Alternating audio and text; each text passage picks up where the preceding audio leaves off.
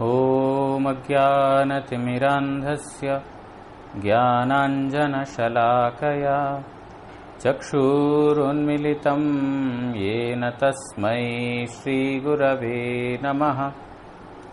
मूकं करोति वाचालं पङ्गुं लाङ्घायते गिरिं यत्कृपातमहं वन्दे श्रीगुरुं दीनतारिणम्। कृपया क्षमतामपराधिजनं खलु शायुतशक्तसुदीननरम्। सुपथे परिचालय सर्वदिनं प्रणमामि च माधव देवपदं। वाञ्छाकल्पतरुभ्यश्च कृपासिन्धुभ्य एव च पतितानां पावनेभ्यो वैष्णवेभ्यो नमो नमः। नमो महावदान्याय कृष्णप्रेमप्रदायते कृष्णाय कृष्णचैतन्यनाम्ने गौरत्विषे नमः। पञ्चतत्त्वात्मकं कृष्णं भक्तरूपस्वरूपकं भक्तावतारं भक्ताख्यं नमामि भक्तशक्तिकं। तप्तकाञ्चन गौराङ्गी राधे वृन्दावनेश्वरी वृषभानुसुते देवी प्रणमामि हरिप्रिये। हे कृष्ण करुणा सिन्धु दीनबन्धो जगत्पते गोपेश गोपिका कान्त राधा कान्त नमोऽस्तुते। भुजे सव्यवेणुं शिरसि शिखिपिच्छं कटितटे दुकूलां नेत्रान्ते सहचरकटाक्षं विदधते। सदा श्रीमद्वृन्दावनवसति लीलापरिचयो जगन्नाथस्वामी नयनपथगामी भवतु मे। वन्दे नन्दव्रजस्त्रीणां पादरेणुम् अभीक्ष्णशः यासां हरिकथोद्गीतं पुनाति भुवनत्रयम्। भक्त्या विहीन अपराधलक्षै क्षिप्ताश्च कामादितरङ्गमध्ये कृपामयी त्वां शरणं प्रपन्नवृन्दे नुमस्ते चरणारविन्दम्। भूमोस्खलितपादानां भूमिरेव यवलम्बनं त्वय्यजात अपराधानां त्वमैव शरणं प्रभो। वागीशा यस्य वदने लक्ष्मीर्यस्या च वक्ष्यासि यस्यास्ते हृदये संवित्तं नृसिंहमहं भजे। श्रीकृष्ण चैतन्य प्रभु नित्यानंद श्री अद्वैत गदाधर श्रीवासादि गौर भक्तवृंद। हरे कृष्ण कृष्ण कृष्ण हरे हरे हरे राम राम राम हरे हरे। ग्रंथेरारंभे करि मंगलाचरण गुरु वैष्णव भगवान तीनेरस्मरणे होय विघ्न विनाशन अनायासे होय निज वांछित पूरन।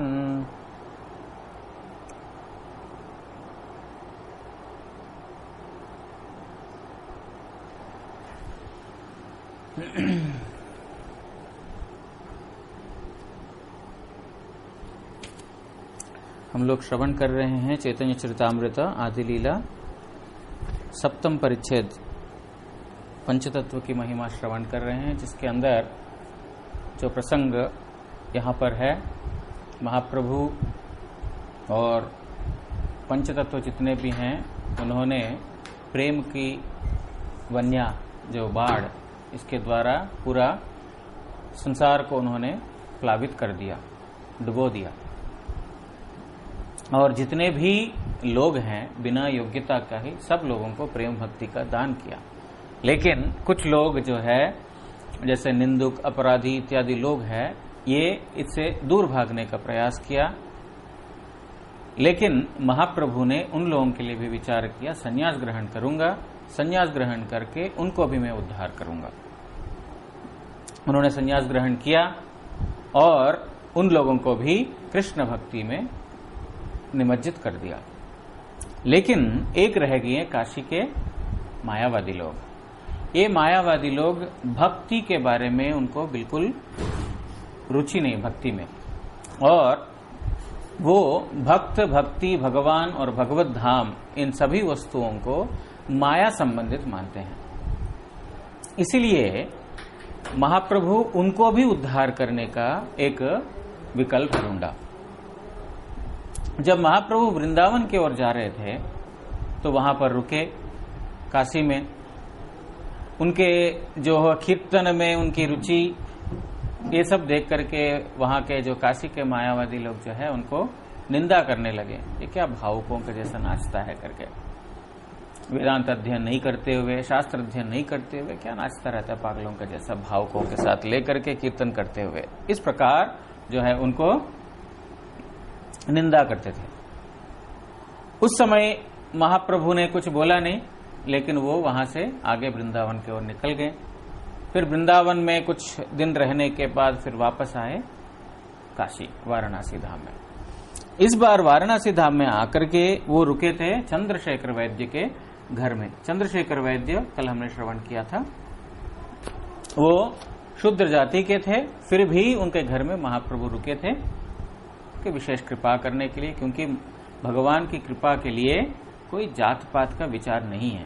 ये हम लोग जाति, ऊंच नीच, अधम या तो योग्य अयोग्य, पात्र अपात्र, ये सब हमारा विचार है, लेकिन भगवान की कृपा उसके लिए कोई विचार नहीं है ना।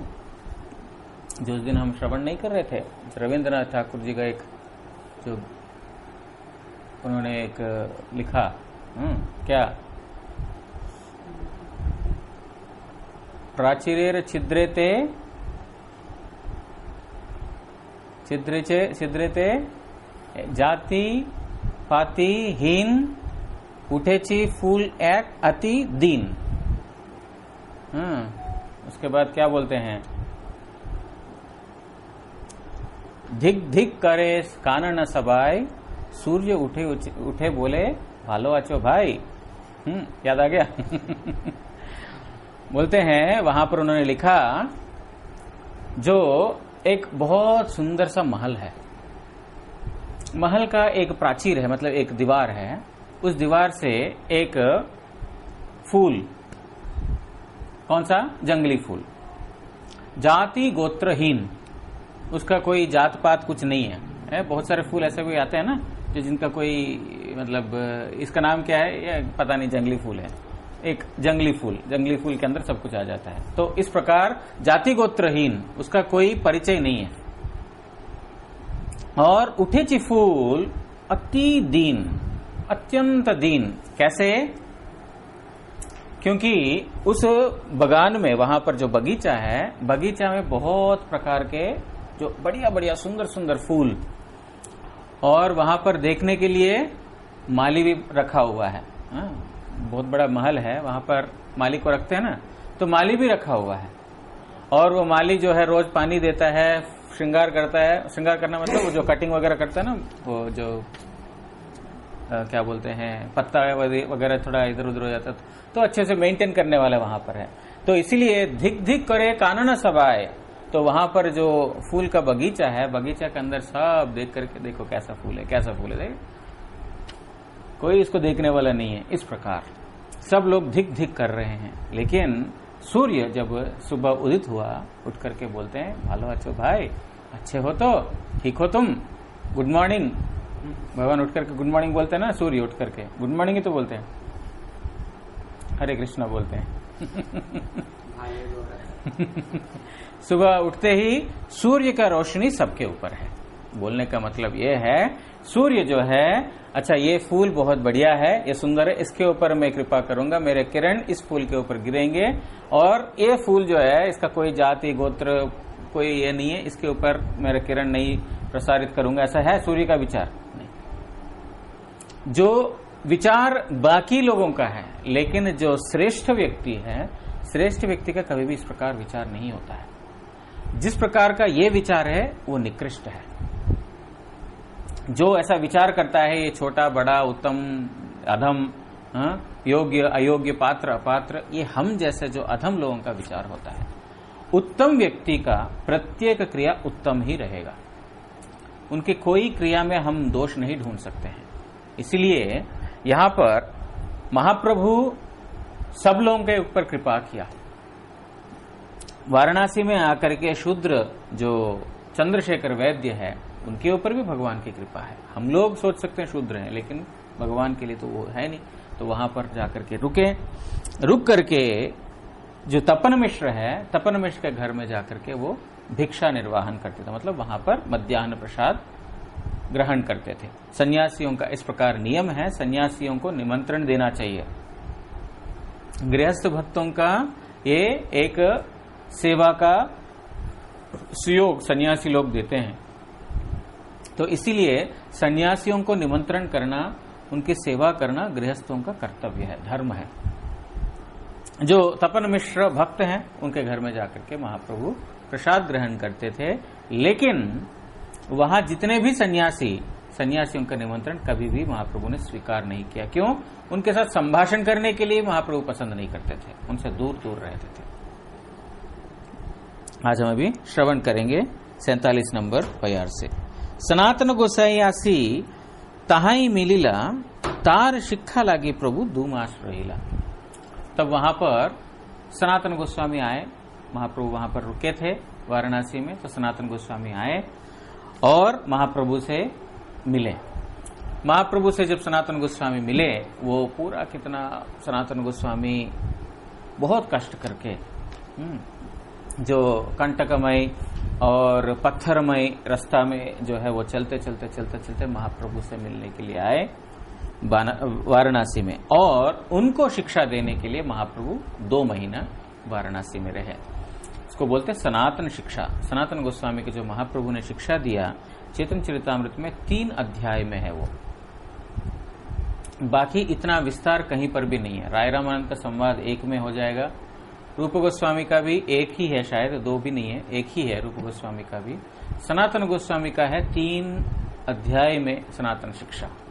विस्तार रूप से महाप्रभु ने सनातन गोस्वामी को शिक्षा दिया, और जो स्थान में दिया वो भी विशेष ध्यान देने योग्य है, वो है वाराणसी।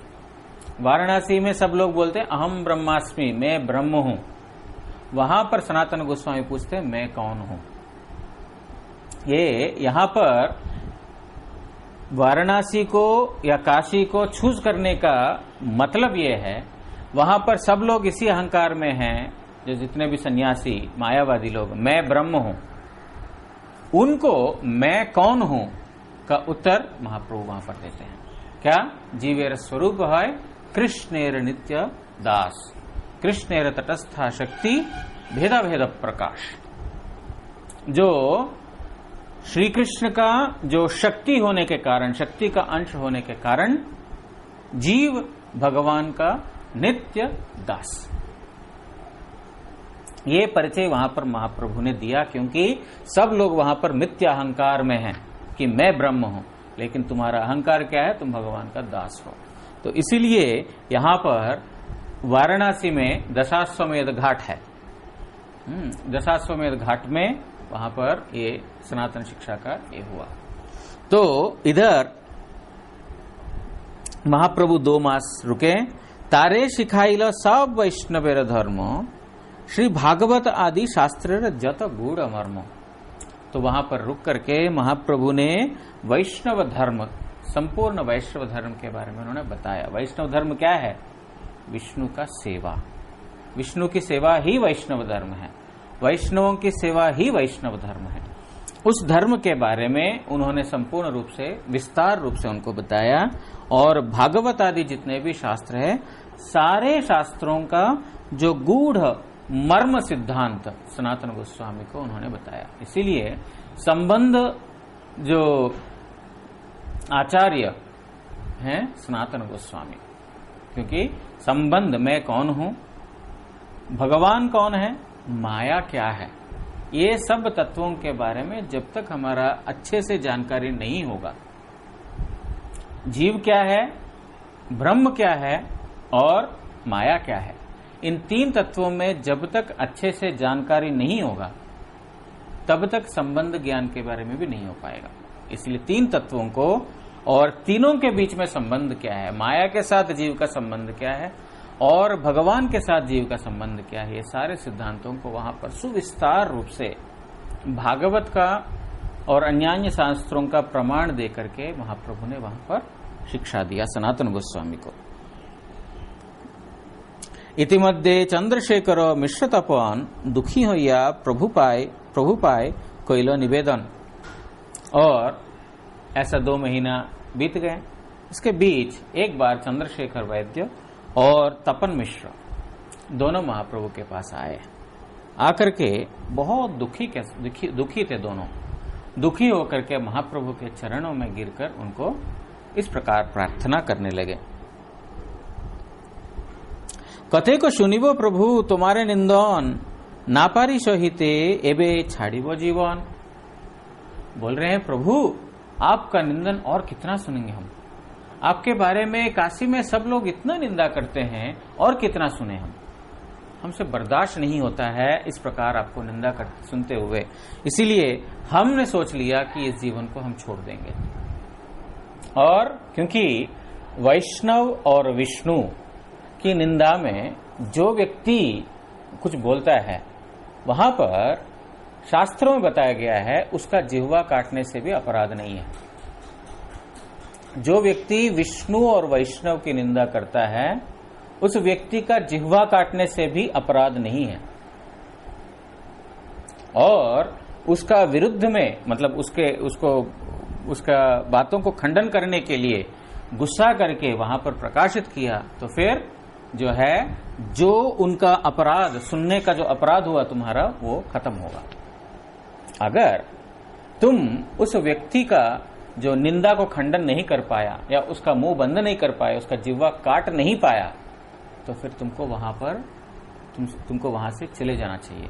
मतलब वैष्णव निंदा कभी भी सुनना नहीं चाहिए, विष्णु की निंदा कभी भी सुनना नहीं चाहिए। उसका जिह्वा काट दो, उसका मुंह बंद करा दो या तो वहां से चले जाओ, लेकिन श्रवण नहीं करना कभी भी वैष्णव निंदा। लेकिन हम इसके लिए प्रोग्राम बनाते हैं, बैठ करके उसके बारे में चर्चा, इसके बारे में चर्चा, उसकी निंदा, इसकी चुगली, फलाना ऐसा है, डिमकाना ऐसा है। हमारा वो एक कार्यक्रम होता है रोज सोने से पहले या तो प्रसाद पाने के बाद है ना। एक सभा में बैठते हैं ना, सभा मतलब सभा नहीं तो ऐसे ही एक इनफॉर्मल गेट टुगेदर, उसमें जो है वो उसने ऐसा कर दिया, इसने ऐसा कर दिया, पूरा मतलब जैसे कि वो हमारे पास भगवान का चर्चा खत्म हो गया और टॉपिक भगवान के बारे में डिस्कशन शेष और है ही नहीं, और अभी नए नए लोगों को पकड़ते हैं उनके बारे में चर्चा करते हैं। लेकिन वहां से उठ के चला जाना चाहिए, निंदा श्रवण नहीं करना चाहिए। जो बोलता है उसका जिह्वा काट दो, नहीं तो वहां से चले जाओ। तो यहां पर और दूसरा भी, क्रोधेशु भक्त द्वेषी जने, जो हमारा काम क्रोध लोभ मोह मद मात्सर्य 6 प्रकार के जो हमारे शत्रु है, उसमें से जो क्रोध है, बोलते हैं क्रोध को भक्ति द्वेषी जने, जो भक्त का विद्वेष करता है उस व्यक्ति को ताड़न करने के लिए या उस व्यक्ति को भत्सन करने के लिए या डांटने के लिए गुस्सा उसके ऊपर किया तो तुम्हारा क्रोध का सदुपयोग हुआ, सही जगह उपयुक्त हुआ। जैसे हमारे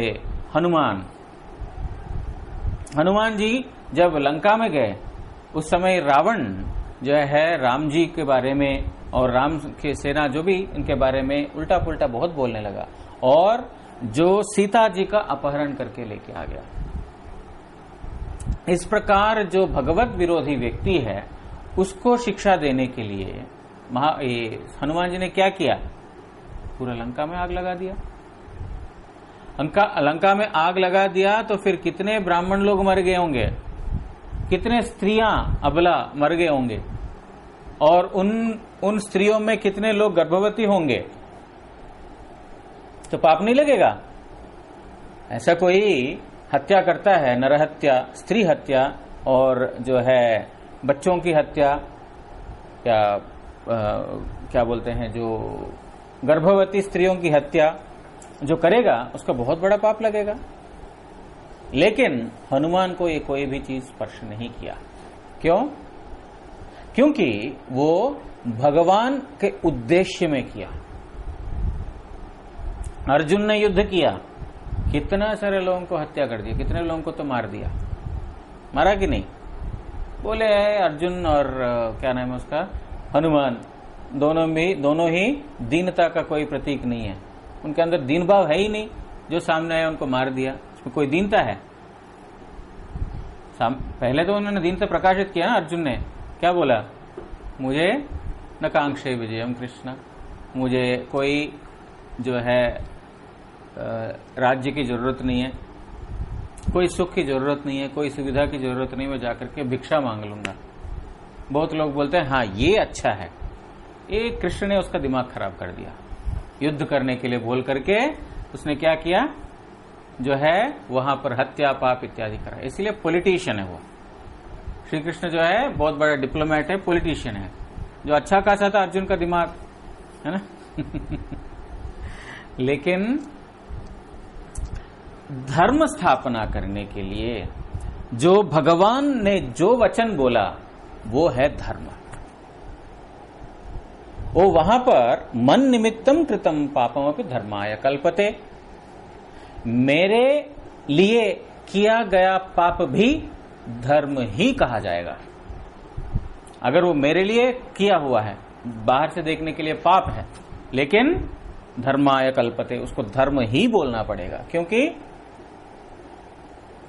भगवान के उद्देश्य में किया। उसी प्रकार हनुमान जी, हमारे प्रभुपाद बक्सदान सरस्वती ठाकुर बोलते हैं, जो त्रिनादपि सुनीचेन का जो प्रतीक कौन है? हनुमान जी बोलते हैं। जिन्होंने राम जी की निंदा की, जिन्होंने जो सीता जी का अपहरण किया, उनको वहां पर जाकर के उन्होंने पूरा लंका को जला दिया, तो वो वास्तविक त्रिनादपि सुनीच होना। मतलब क्रोध को भक्त विद्वेषी या भगवत विद्वेषी व्यक्तियों के खिलाफ में प्रयोग करेंगे, उनके मंगल के लिए प्रयोग करेंगे, तो फिर वो हमारा क्रोध उपशमन होगा।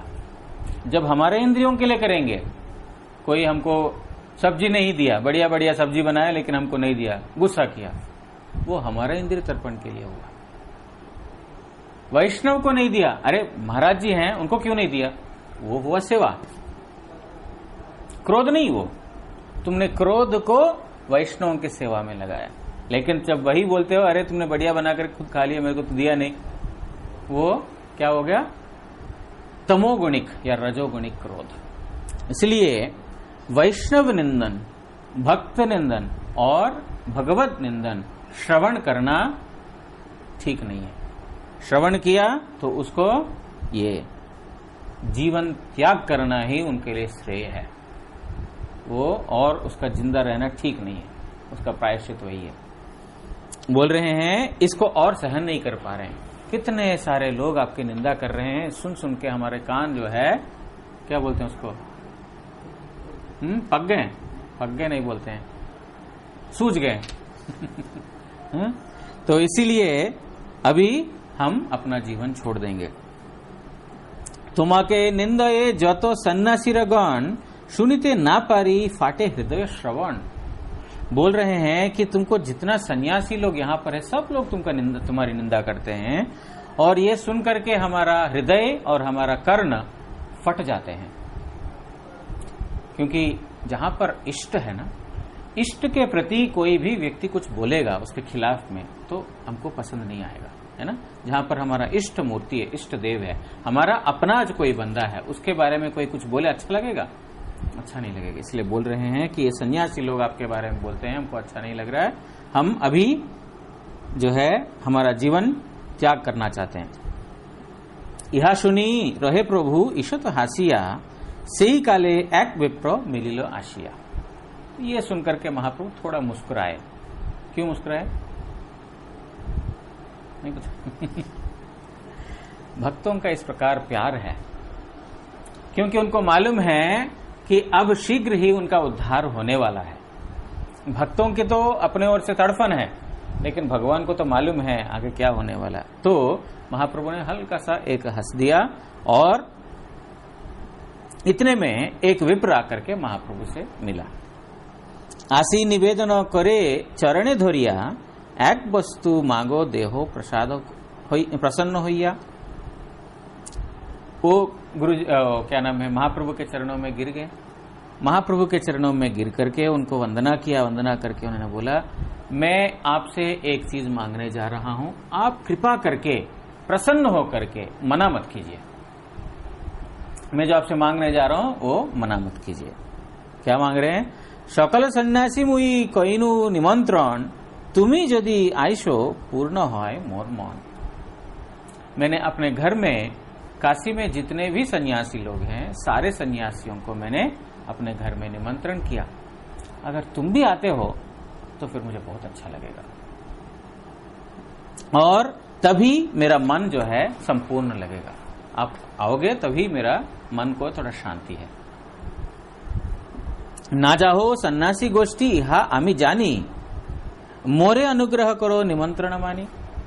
मैं जानता हूं कि आप सन्यासियों का निमंत्रण स्वीकार नहीं करते हैं, वो गोष्ठी के साथ आप मिलते नहीं है। गोष्ठी समझते हैं? गोष्ठी समझते हैं? वो समागम या एक असेंबली। मैं जानता हूं कि आप सन्यासियों का गोष्ठी में जाते नहीं है, यहाँ के उनके साथ मिलते नहीं है, उनके साथ वार्तालाप करते नहीं है, ये मुझे मालूम है। लेकिन फिर भी मैं आपसे ये याचना कर रहा हूं, आप अनुग्रह करके मेरे निमंत्रण को स्वीकार कीजिए, मना मत कीजिए। इस प्रकार उन्होंने निमंत्रण किया। प्रभु हासी निमंत्रण कैलो अंगीकार, सन्यासी रे कृपा लगी यही भंगी तहार। और महाप्रभु भी उस थोड़ा सा हंस लिया, क्योंकि उन्होंने तो ये सब कुछ किया, उनका ही तो अरेंजमेंट था। भगवान जानते नहीं है किसके द्वारा क्या सेवा करना है, क्या सेवा लेना है, वो अच्छे से जानते हैं। इसीलिए महाप्रभु ने थोड़ा सा हंस लिया बाहर से, अंदर से तो जानते हैं ये आएगा, तो उनका निमंत्रण को स्वीकार कर लिया। कविराज गोस्वामी बोलते हैं, उन काशी के जो सन्यासी लोग हैं, उन सन्यासियों के ऊपर कृपा करने का ही ये एक अलग भंगी था भगवान का। मतलब भंगी समझते हैं? अच्छा, आप लोगों का भंगी मतलब दूसरा हो जाता है ना, भंगी चमार बोलते हैं आप लोग। भंगी मतलब तरीका। आप लोग महाराष्ट्र में भंगी चमार बोलते हैं ना, हिंदी में भी तो भंगी चमार है। तो यहाँ पर भंगी मतलब ये है तरीका। तो सन्यासियों को कृपा करने का तरीका ये भगवान ने अपनाया। से विप्रो जानिनो प्रभु ना जान कारो घरे, ताहार प्रेरणाएं तारे अत्याग्रह करे। वो विप्र तो जरूर जानता था कि महाप्रभु किसी घर में नहीं जाते हैं, फिर भी वो महाप्रभु के पास क्यों आया निमंत्रण करने के लिए? क्योंकि महाप्रभु ने प्रेरित किया, इसीलिए। अगर भगवान प्रेरित नहीं करते हैं, कोई भी जीव कोई भी कार्य नहीं कर सकता है। इसीलिए हम एंड देखते हैं, इस प्रकार किसी ने ये किया वो किया, लेकिन जो भक्त है भगवान को ही देखते हैं। कोई भी कार्य हुआ उसके पीछे भगवान का ही हाथ देखते हैं। ये है भक्त और अभक्तों के बीच में जो फर्क। भक्त हमेशा भगवान से ही हो रहा है, भगवान के द्वारा ही हो रहा है, इस प्रकार दर्शन करते हैं। और अभक्त लोग जो मैंने किया उसने किया, इस प्रकार दर्शन। क्या प्रश्न है तुम्हारा? गंदा काम किया तो क्या किया तो? गंदा काम, चोरी डकैत, उसका फल मिलेगा। वो भी भगवान ने श्रेय किया था। तुम्हारा जो हृदय की जो इच्छा है, वो इच्छा के अंदर भगवान का कोई हस्तक्षेप नहीं है। वो अच्छा और बुरा कर्म का कंट्रोल करते हैं, लेकिन तुम्हारी जो इच्छा है उस इच्छा को कभी कंट्रोल नहीं करते हैं। तो इसीलिए जो बुरा कर्म किया, अभक्त लोग उसको इसी प्रकार देखते हैं, भगवान का प्रेरणा से ही हो रहा है, उसके अंदर वो भूल नहीं देखेंगे। उसका कर्म की वजह से, पूर्व कर्म की वजह से भगवान ने उसके ऊपर उस प्रकार अनुग्रह किया, हो रहा है उसके कर्म की वजह से। भगवान ने उसको प्रेरित किया, मतलब उसका पूर्व कर्म की वजह से वो ऐसा कर रहा है। वो कार्य सिद्धि होगा कि नहीं, भगवान का अनुग्रह है वहां पर। लेकिन भक्त सब समय इसी प्रकार देखते हैं, जैसे बोलते हैं ना, वैकुंठ से एक पत्ता भी नहीं हिलता है ना। जो वस्तु हो रहा है, जो कार्य हो रहा है, उसके पीछे भगवान का ही हाथ है, इस प्रकार दर्शन करेंगे।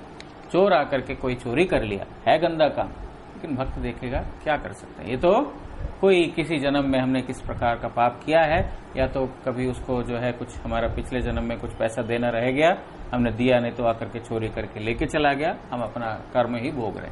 इस प्रकार भक्त का इस प्रकार दर्शन होगा। तो कोई भी वस्तु जो कर रहे हैं वो प्रेरित होगा भगवान के द्वारा ही।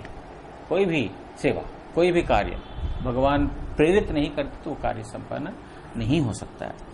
इसलिए बोल रहे हैं कि जो वो निश्चित रूप से जानते हैं महाप्रभु नहीं जाएंगे, फिर भी उन्होंने इस प्रकार प्रेरणा स्वयं महाप्रभु ने उनके हृदय में दिया कि तुम आकर के निमंत्रण करो तो मैं जाऊंगा, इस प्रकार। इसलिए भक्तिनाथ ठाकुर अमृत प्रवाह भाष्य में लिख रहे हैं, तथापि प्रभु सन्यासी दिगे कृपा करिबेन बोलिया ताहार हृदय प्रेरणा कराए। तो सन्यासियों के ऊपर कृपा करने के लिए उनके अंदर प्रेरणा की, है ना। तो उनके अंदर प्रेरणा किस लिए हुई, वो चाहते थे कि सन्यासियों को, वाराणसी में जितने भी सन्यासी है उनको कृपा करें। इसलिए तिनी अतिशय आग्रहेर सहित शेरू प्रार्थना करियाचिलेन। इसीलिए वो जो है बहुत अत्यंत जो है आग्रह के साथ उन्होंने महाप्रभु की जो प्रार्थना की कि आप कृपा करके वहां पर आइए। आर दिने गेला प्रभु से विप्र भवने देखिलेनो बोशियाचेनो सन्यासी गणे। तो एक दिन महाप्रभु जो विप्र का घर गए, मतलब जो ब्राह्मण है उस ब्राह्मण के घर गए, जिस ब्राह्मण ने उनको निमंत्रण किया, और जाते ही देखा कि बहुत सारे सन्यासी लोग वहां पर बैठे हुए, मायावादी के जितने भी काशी के सन्यासी हैं सब लोग बैठे हुए हैं। शोभा नमस्कारी गेला पाद प्रक्षालिया बोशिलो से स्थाने। तो सब लोगों को महाप्रभु ने नमस्कार किया। सन्यासी लोग हैं, वो भी सन्यासी है, लेकिन उन सब लोगों को, सन्यासी भी एक सन्यासी को देख करके प्रणाम करते हैं, तो अभ्यर्थना करना चाहिए। उन्होंने सबको प्रणाम किया और वहां पर जाकर के जो पैर धोया, चरण धोया। चरण धो करके जिस स्थान में सब लोग चरण धोते हैं उस स्थान में वो महाप्रभु बैठ गए। जो पहले के घरों में ऐसा होता था, तो आजकल तो बाहर से आते सीधा कमरे में घुस जाते हैं, है ना। कमरे में तो बाथरूम रहता है किसी किसी कमरे में, लेकिन कमरा होते हुए ही बाथरूम में जाते हैं अगर कोई धोने वाला है तो। ऐसा तो बहुत सारे लोग, बहुत कम ही लोग हैं बाहर से आकर के पैर धोते भी हैं। उसी पैर लेकर के रन्ना घर में चले जाते हैं, किचन में चले जाते हैं, उसी पैर लेकर के प्रसाद हॉल में चले जाते हैं, उसी पैर में अगर हो सके तो भगवान का मंदिर में भी चले जाएंगे। लेकिन बाहर से आते हैं उसके बाद पैर धोना अत्यंत आवश्यक है। आजकल घरों में भी ये मतलब नियम सब खत्म ही हो गया, धीरे धीरे सब खत्म ही हो रहा है। लेकिन ये प्रत्येक चीज जो यहाँ पर हम संध्या वंदन करते हैं, अन्निक करते हैं, पाठ करते हैं, भक्त लोग आते हैं, भक्त लोग बैठते हैं, है ना। हमारा विचार ये रहता है क्या है, हमारा घर गंदा है, क्या प्रॉब्लम है। विचार ऐसा करें, भक्त लोग आते हैं, भक्त लोग बैठते हैं, इसलिए परिष्कार करें, ये करें, साफ सफाई करें, है ना। उद्देश्य ठीक होना चाहिए। तुम्हारे लिए नहीं कर रहे हो, तुम्हारे लिए आलस करो, लेकिन भक्तों के लिए क्यों आलस कर रहे हो। भक्त लोग आते हैं इसलिए करेंगे। तो इसी प्रकार जो बाहर से आते हैं तो बाहर पता नहीं कितना कितना गंदगी के ऊपर पैर रखते रखते आए हैं। तो कमरे में आने से पहले जो चरण धोकर के आएंगे, क्योंकि वहीं पर आसन बिछा करके वहीं पर अन्निक करेंगे, वहीं पर सोएंगे, वहीं पर खाएंगे, प्रसाद रखेंगे, सब कुछ वहीं पर होगा। लेकिन नियम तो धीरे धीरे खत्म हो रहा है। पहले के जमाने में ऐसा था, जो बाहर, घर के बाहर पैर धो करके उसके बाद घर के अंदर प्रवेश करते थे, या तो एक स्थान रहता था, निर्दिष्ट स्थान, वहां पर पैर धो करके फिर आगे घरों में घुसते थे। तो ये जहां पर महाप्रभु अपना चरण धोए बस वहीं पर वो बैठ गए। जैसे सब लोग वहीं पर चरण धोते हैं, वहां पर वो बैठ गए। बोशिया करिल किछु ऐश्वर्य प्रकाश, महा तेजोमय बपू कोटि सूर्यभास। और वहां पर बैठ करके, जो सब लोग जहां पर चरण होते हैं वहां पर बैठ करके उन्होंने एक अद्भुत ऐश्वर्य का प्रकाशित किया। इतना मतलब इस प्रकार का ऐश्वर्य कि उनका जो कोटि सूर्य समान जो आभा है, मतलब जो उज्ज्वलता है, वो उन्होंने वहां पर प्रकाशित किया और महा तेजमयी विग्रह उनका वहां पर दर्शन करने को मिला। प्रभावे आकर्षिला सब सन्यासी रमन, उठिला सन्यासी सब छाड़िया आसन। तो मतलब उस प्रकार का उनका चेहरे के ऊपर, शरीर के ऊपर दिव्य तेज और आभा देख करके सब सन्यासी लोग प्रभावित हो गए। अरे हम भी तो है, लेकिन हमारे मुखमंडल पे इस प्रकार का तो कोई तेज नहीं है, कितना तेज है देखो। इस प्रकार जो है आकृष्ट हो गए सब और अपना आसन छोड़ करके सब लोग उठ गए। सब बैठे हुए थे, लेकिन महाप्रभु जब निम्न स्थान में बैठ गए तो वो सब लोग अपना आसन से उठ गए। प्रकाशानंद नामे एक सन्यासी प्रधान, प्रभु के कहिला किच्छु कोरिया सम्मान। तो उनके बीच में एक प्रकाशानंद सरस्वती करके एक प्रधान मायावादी वो थे। वो उठ करके महाप्रभु को सम्मान करते हुए कुछ बोलने लगे। जो सन्यासियों के बीच में भी जब कोई सन्यासी, हमने गुरुजी का विशेष रूप से देखा था, कोई भी सन्यासी आते थे, गुरु महाराज जी उनको आसन के ऊपर बिठाते थे। सन्यासी को कभी भी नीचे बिठाना ठीक नहीं है, मतलब हमारे समान लेवल पे बिठाना ठीक नहीं है। जब कोई सन्यासी आते हैं उनको आसन देना बहुत जरूरी है। ये एक उनके प्रति सम्मान का प्रतीक है। अगर सन्यासियों को सम्मान नहीं करेंगे तो वैष्णव भगवान का जो प्रतिनिधि है वो तो सन्यासी, और उनको अगर हम सम्मान नहीं करेंगे, जो 4 आश्रम है ना, वो चारों आश्रम में तो श्रेष्ठ आश्रम है, चतुर्थ आश्रम है, तुरीय आश्रम है जिनको बोला जाता है, तो उनको सम्मान देना। गुरु महाराज जी को हमने देखा था, जब ऐसा कोई सन्यासी आते थे, वो स्वयं उनसे कितना भी उम्र में छोटा क्यों ना हो, वो अपने सीट से उठ करके बैठे हुए वो अपने सीट से उठ करके उनको स्वागत करते थे। और हम बहुत जगह देखा था, ग्वालपाड़ा में गुरुजी कुछ दिन रहे थे, वहां पर कीर्तन करते थे। उस समय मुनि महाराज जी थे और बृहदवती महाराज जी थे, है ना, तो ये दोनों थे वहां पर। तो रोज कीर्तन होता था वहां पर, गुरुजी रहते थे वहां पर, क्या नाम इसका, गेस्ट हाउस में रहते थे, कीर्तन करते थे हम लोग शाम को। जब कीर्तन करते थे तब मतलब बीच में कभी बृहदवती महाराज आए तो कभी ये आए, कभी मधुसूदन महाराज आते थे, इस प्रकार। तो जब वो नीचे बैठते थे, गुरुजी हमको तुरंत बोलते थे आसन दो, उनको आसन दो, क्योंकि हम लोग जिस लेवल पे बैठे हैं उन लोगों को उससे श्रेष्ठ आसन देना चाहिए। तो यहां पर महाप्रभु एक निम्न आसन में बैठ गए। तो इसलिए जो मायावादी सन्यासी लोग सब अपने आसन से उठ गए। इतना ही नहीं, उनका चेहरे के ऊपर तेज भी था, वो तेज को देख करके आकर्षित हो गए और वो अपने आसन से उठ गए। यहाँ आयशो गोसाई सुनोह श्रीपाद, अपवित्र स्थाने वैशो खीबा अवसाद। तो प्रकाशानंद सरस्वती जो प्रधान मायावादी महाप्रभु के पास आकर के इस प्रकार सम्मान से बोलने लगे, इधर आओ गोसाई, इधर आओ श्रीपाद, मेरे बात सुनो। ये अपवित्र स्थान में क्यों बैठे हैं? अपवित्र क्यों? सब वैष्णव लोग चरण धो रहे हैं, सब सन्यासी लोग वहां पर चरण धो रहे हैं, तो चरण का जो रज और वो सब गंदगी वहां पर है। तो ये कोई बैठने का स्थान है? श्रीपाद आप यहाँ क्यों बैठे हैं? आइए। खीवा अपसाद की, कुछ दुख है क्या? कोई दुख की बात है? कुछ कष्ट है? किस लिए तुम यहाँ पर बैठे हो? मेरी बात सुनो। प्रभु कहे आमी होय हीन संप्रदाय, तोमा सवार संप्रदाय बोशिते ना जुजाए। महाप्रभु बोलने लगे कि देखिए मैं एक हीन संप्रदाय का हूं। हीन संप्रदाय मतलब छोटा संप्रदाय का हूं, इसीलिए आपके बराबर बैठने की मेरी योग्यता नहीं है। महाप्रभु है जो व्यवहार प्रधान लीला उन्होंने किया।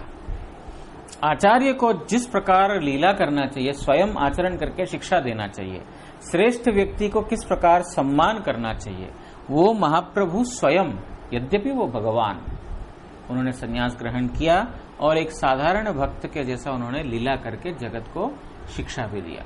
तो इसीलिए यहां पर बोल रहे हैं कि देखिए मैं एक हीन संप्रदाय का हूं, मतलब आपसे निम्न संप्रदाय, जो शंकर संप्रदाय में भी बहुत सारे हैं तो उसमें भी ऊंच नीच का विचार है। तो इसलिए बोल रहे हैं कि मैं एक हीन संप्रदाय का हूं, आप सब लोगों के साथ बैठने का मेरा अधिकार या योग्यता नहीं है। श्रीला भक्ति सिद्धांत सरस्वती गोस्वामी ठाकुर व्याख्या में लिख रहे हैं, श्री शंकराचार्य प्रवर्तित दशनामी दंडीगणेर मध्य तीर्थ, आश्रम और सरस्वती ये तीन संप्रदाय सदाचार और सम्माने अपर सांप्रदायिक सन्यासीगण अपेक्षा श्रेष्ठ। बोल रहे हैं शंकर संप्रदाय में 10 नामी दंडी सन्यासी है, वो एक दंडी है, हमारे जैसे त्रिदंड सन्यास, उनका एक दंड सन्यास, इसलिए उनको दंडी सन्यास बोला जाता है। तो उसमें 10 नाम है ना। उन 10 में तीर्थ, आश्रम और सरस्वती, इन तीनों को श्रेष्ठ माना जाता है। जैसे महाप्रभु भारती, केशव भारती इसलिए भारती संप्रदाय से, लेकिन जो तीर्थ, आश्रम और सरस्वती, ये तीनों संप्रदाय का जो है श्रेष्ठता है। श्रीमन महाप्रभु भारतीय संप्रदाय संन्यास ग्रहण कराए, प्रकाशानंद सरस्वती के उच्च संप्रदाय स्थित बोलिया विचार करिलेन। प्रकाशानंद सरस्वती सरस्वती संप्रदाय, और इन्होंने केशव भारती से लिया, इसलिए वो भारतीय संप्रदाय। तो महाप्रभु ने इस प्रकार देखा कि मैं तो निम्न संप्रदाय भारतीय संप्रदाय का हूं और ये श्रेष्ठ संप्रदाय जो सरस्वती संप्रदाय है इसके हैं, इसलिए इनके बराबर मैं बैठने योग्य नहीं हूं।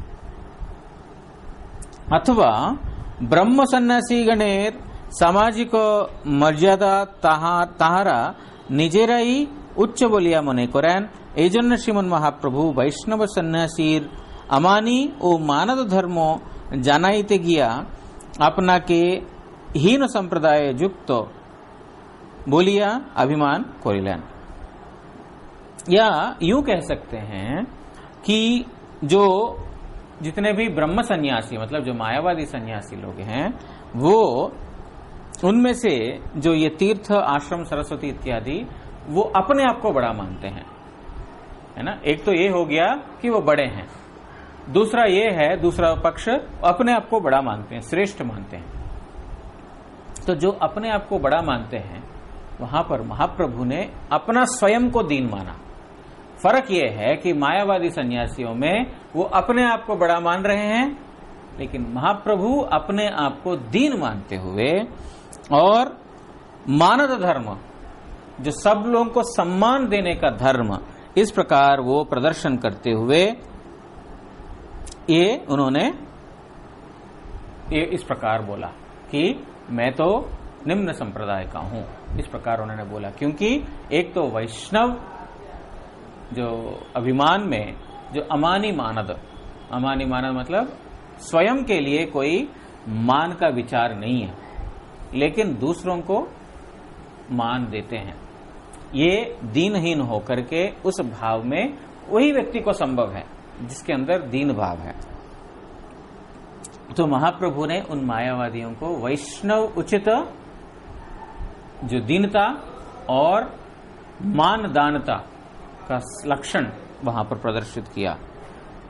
शंकर संप्रदायिक सन्यासीगण एखनो अपर सन्यासीगण के सन्यासी बोलते चाहना, केवल ब्रह्मचारी संज्ञा दिया अपना दिख के गुरु अभिमान कोरिया था। कैन जो शंकर संप्रदाय के लोग, जो अभी भी उनका एक अभिमान है, किस प्रकार अभिमान है कि हम सन्यासी हैं, सन्यासी हैं तो फिर हमको इस प्रकार सम्मान देना चाहिए, इस प्रकार उन लोगों का अभिमान है। तो इसीलिए दूसरों को सन्यासी नहीं बुला सकते हैं, वो ब्रह्मचारी नाम से उनको बुलाते हैं, लेकिन सन्यासी के रूप में उनको देखते नहीं है। मतलब वो अपना अहंकार ज्यादा है कि वो सन्यासी इस प्रकार है करके। लेकिन वैष्णव में इस प्रकार अभिमान या तो अहंकार रहना ठीक नहीं है। वैष्णव सन्यासी हो या ब्राह्मण हो, कुछ भी हो, कुल में श्रेष्ठ हो, आश्रम में श्रेष्ठ हो, लेकिन उसका लक्षण है अमानी मानद। अगर वो नहीं है तो वैष्णव नहीं है। वो सन्यासी क्यों ना हो, ब्राह्मण क्यों ना हो, या कुछ भी मतलब श्रेष्ठ व्यक्ति क्यों ना हो, उसका वो वैष्णव है या नहीं, उसका एक ही लक्षण बताता है, वो अमानी मानद है कि नहीं। दूसरों को सम्मान देते हुए स्वयं अपने लिए मान का जो है कोई अपेक्षा नहीं रखता है कि नहीं। तो इसीलिए प्रभुपाद जी लिख रहे हैं यहां पर, जो महाप्रभु ने बोला मैं एक निम्न संप्रदाय का हूं, आप लोगों के साथ बैठने की योग्यता मेरी नहीं है। आपने प्रकाशानंद हाथे थे धोरिया बसाइलो सभा मध्य सम्मान करिया। तो प्रकाशानंद सरस्वती स्वयं उठ करके महाप्रभु का हाथ पकड़ करके, उठिए उठिए, आपका ये स्थान अच्छा नहीं लग रहा है, आप आइए। आकर के उन्होंने वहां से उठाया, उठा करके जो सभा में जो सन्यासी लोग जहां पर बैठे हुए सबके साथ महाप्रभु को वहां पर बिठाया। आगे क्या हुआ कल सुनेंगे। थोड़ा सस्पेंस चाहिए। स्टोरी में सस्पेंस दे सकते हैं, तत्व में सस्पेंस नहीं दे सकते। वांछा कल्पतरुभ्यश्च कृपा सिंधुभ्य एव च पतितानां पावनेभ्यो वैष्णवेभ्यो नमो नमः। ग्रंथराज श्रीमद् भागवत श्री चैतन्य चरितामृत की जय। श्री कृष्णदास कविराज गोस्वामी प्रभु की जय। जय श्रील भक्ति विनोद ठाकुर जी की जय। श्रील भक्ति सिद्धांत सरस्वती गोस्वामी ठाकुर प्रभुपाद की जय। परमारत्तम श्रील परम गुरु महाराज की जय। परमारत्तम श्रील गुरु महाराज की जय। गौर प्रेमानंदे हरि हरि बोल।